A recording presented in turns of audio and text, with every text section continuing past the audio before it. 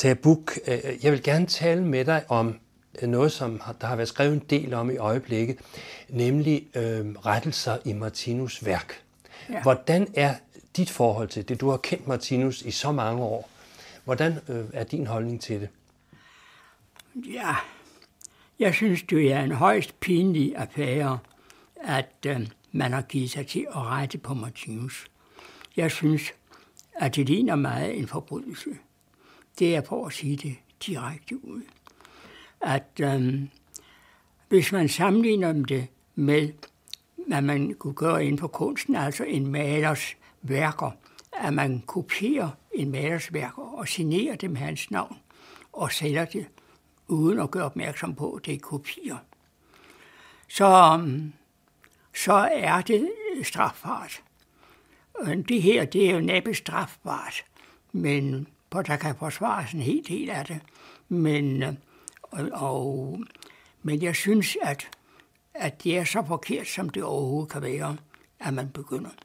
Det er jo det ved det, at vi er i forhold til Martinus, vi er fostre eller babyer, og at babyerne begynder at rette på det voksne menneskes ting. Det er det her med, at vi almindelige jordiske mennesker begynder at rette på mesterens værker.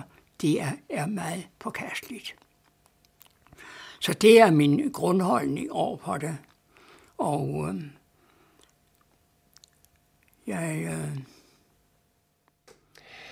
Jo, men Tage, hvis nu der er en stavefejl, der er jo visse stavefejl, har man lov at rette dem?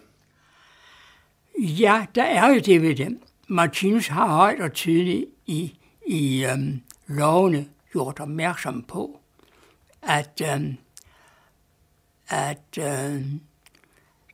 skrifterne skal bevares uforandret, som de foreligger. Det er sagt på det samme på 3 måder. De skal bevares, og det vil sige uforandret. Og så bruger han ordet uforandret, og så siger han, som de foreligger. Og jeg synes ikke, det kan siges tydeligere. Men det kommer man altså udenom og siger, at bare der foreligger nogle eksemplarer i boksen, så er de originale værker, så er det godt nok. Men der er det ved det, at det er en misfortolkning af tingene, at det er en opbevaring, det drejer sig om. Det er ikke en opbevaring, det er at bevare dem, sådan at læserne kan få den i en original skrift. Og de har været så flittige til at bruge advokater og på advokaters udtalelse i mange andre forbindelser.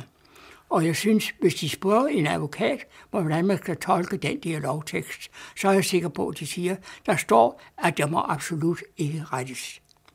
Så altså, jeg kan ikke se, at man kan forsvare og rette det.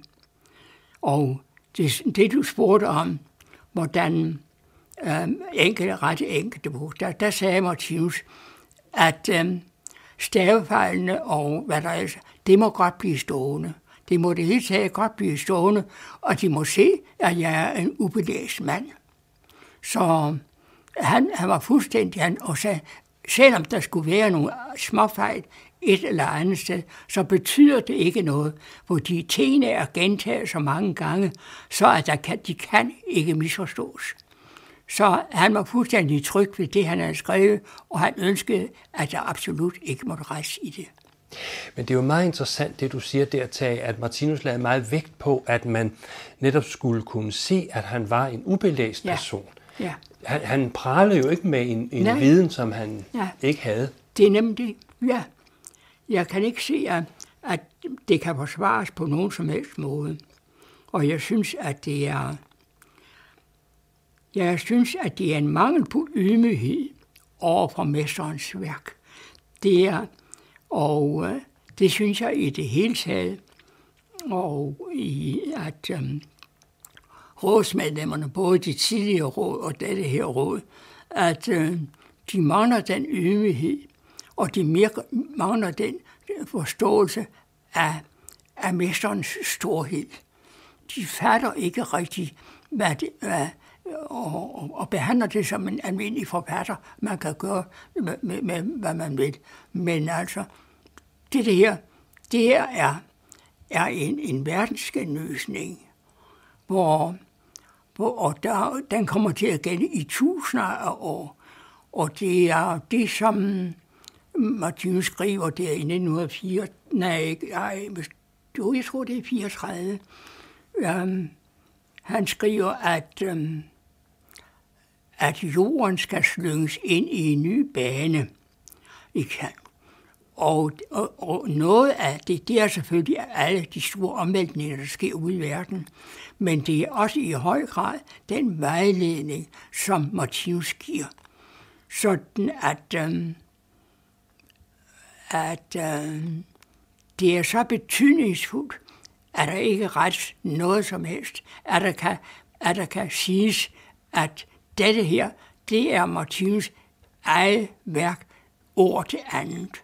Med stavefejl og hvad der ellers kan være af småfejl, at det er Martinus eget værk. Men der er ikke nogen graverende fejl af nogen art i det, Martinus har lavet.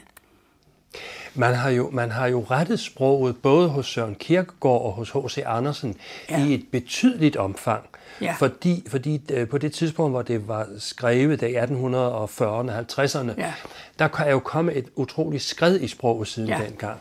Ja. Hvordan ser du på det sammenlignet med Martinus? Ja.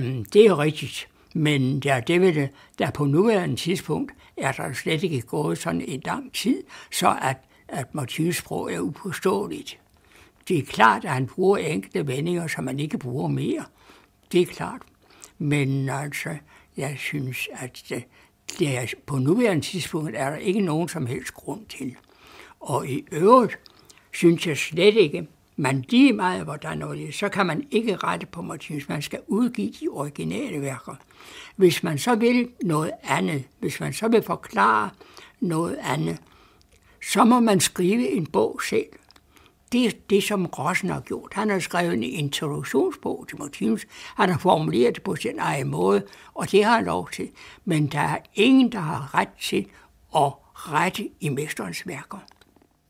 Lad os nu sige, at der går 200 år, og sproget forvandler sig i en anden retning. Ja. Har man så lov til at rette det til, synes du? Man har ikke lov at rette på selve værket, men man har lov til at udgive nogle bøger ved siden af, der forklarer og hjælpe bøger, som sætter en i stand til det. Jeg kan ikke se, at man på noget tidspunkt kan undlade at trykke eksemplarer af de originale værker. Og det kan jo fotograferes, sådan at det er fuldstændig nøjagtigt de samme værker. Og der er en helt anden magi og inspiration i at læse mesterens egne værker, end der er at læse nogle kopier. Og hele den udformning, Martinus har givet det, med strålekorset udenpå, og med sin egen layout, de virkelig store typer, der er anvendt i typografien, og alt det der, det er nøje gennemtænkt. Martinus ville gerne have, at det var let læseligt, det han fik trykt.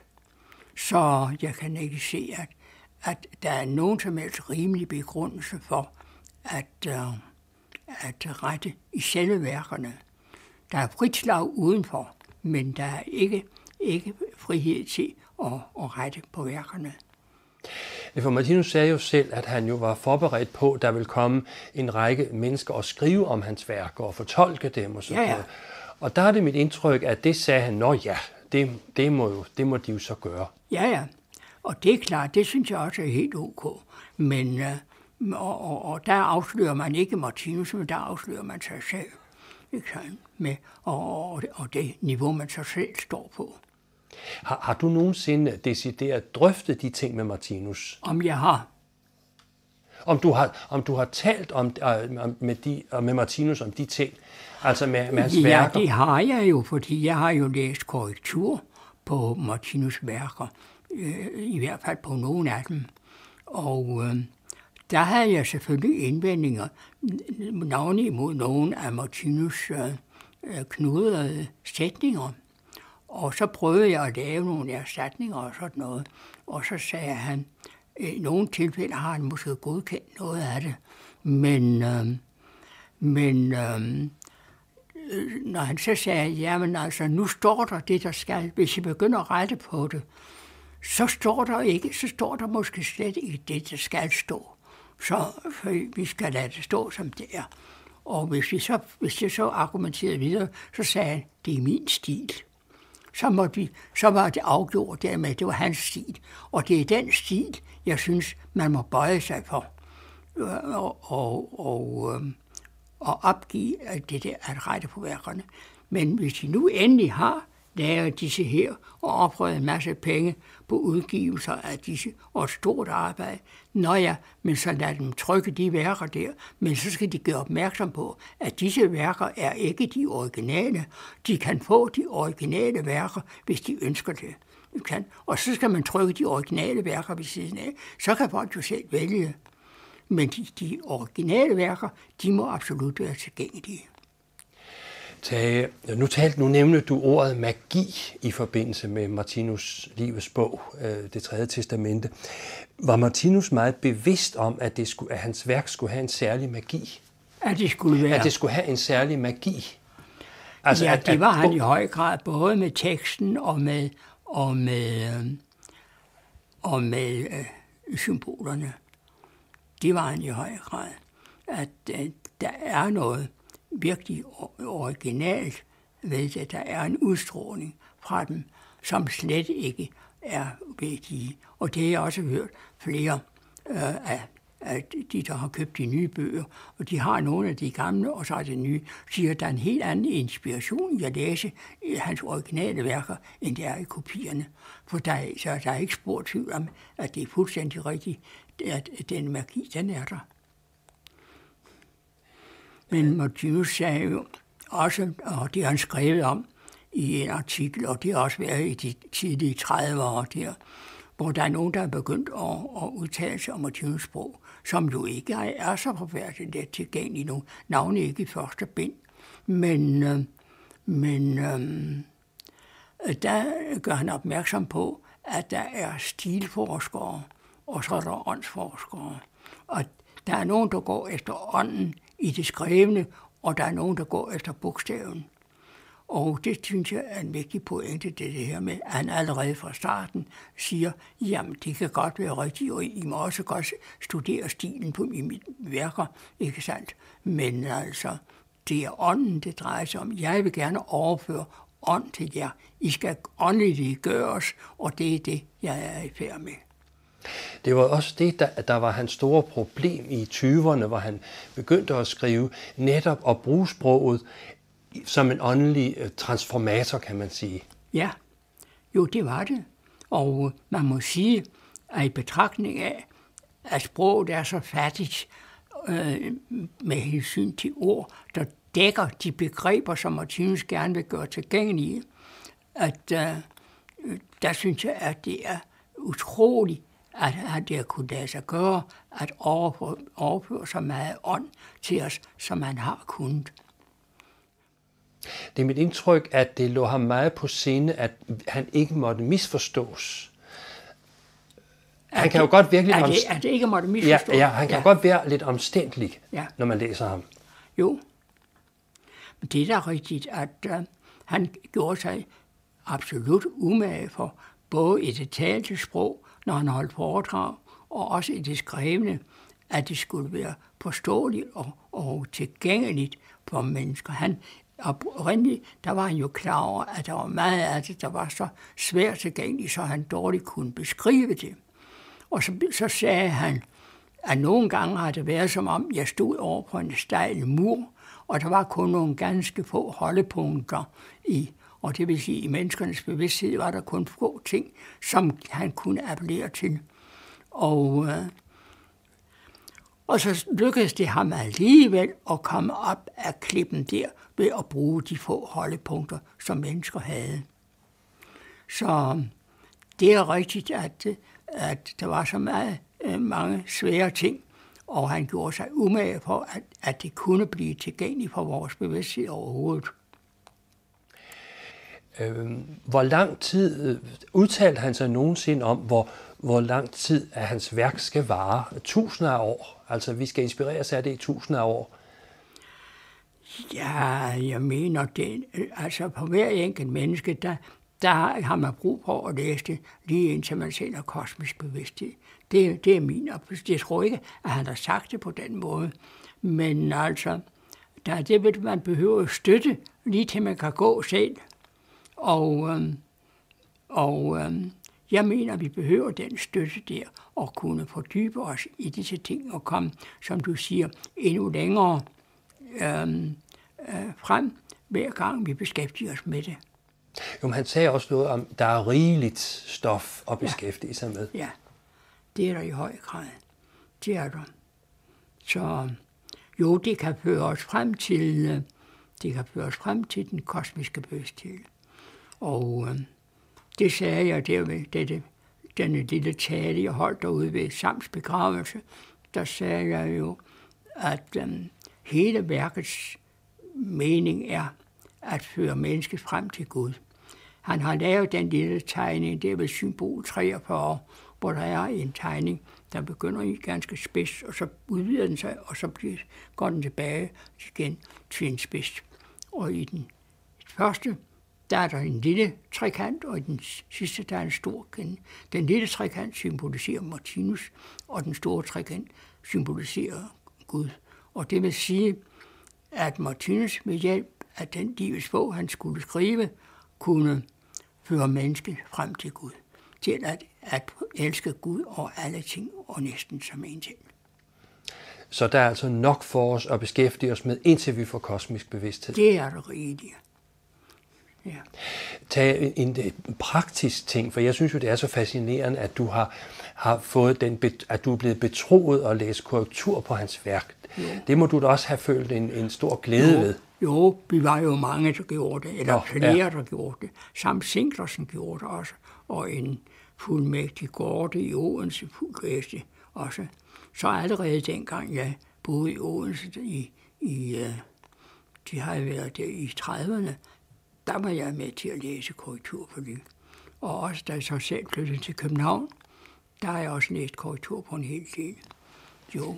Og så havde I altså samtaler om ting, hvor hvis der var noget, du synes måske var for knudret, og gav han sig så også en gang imellem? Ja, det har været meget lidt, fordi han var meget usikker på, om han nu kunne få det samme ud af det igen ved at omformulere det.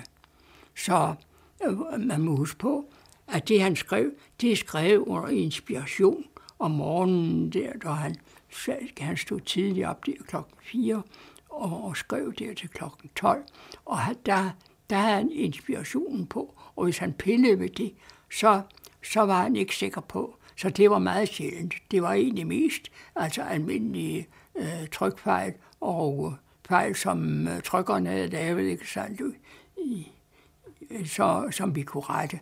Det var ikke ret meget, men man kunne måske godt komme igennem med enkelte ting. Men normalt, så var det, som jeg allerede har sagt, at han affærdede det med det der, det er min stil.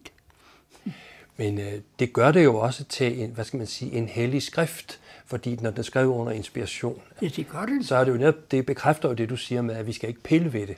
Ja. Jo, jeg synes, at der mangler denne holdning til, at der er en forkert holdning til personen Martinus, at der mangler en virkelig forståelse af hans storhed, hans virkelige storhed, der betyder, ikke sandt, at han er den, der er med til at få jorden og menneskeheden ind i en ny bane. Og det giver sig så udslag på mange steder, på mange områder, blandt andet det her, at man retter i bøgerne, men også på mange andre måder gør det sig gør gældende, at de slet ikke forstår, hvem Martinus var, og forstår slet ikke hans holdning, og derfor så må han og derfor så kører de altså af sporet den ene gang efter den anden. Så det er, ja, jo, jeg har lyst til at sige noget om det der med, at deres grundholdning er forkert, og at de tillægger rådets egen betydning alt for meget. At de har en magt, tror de, som de i virkeligheden slet ikke har.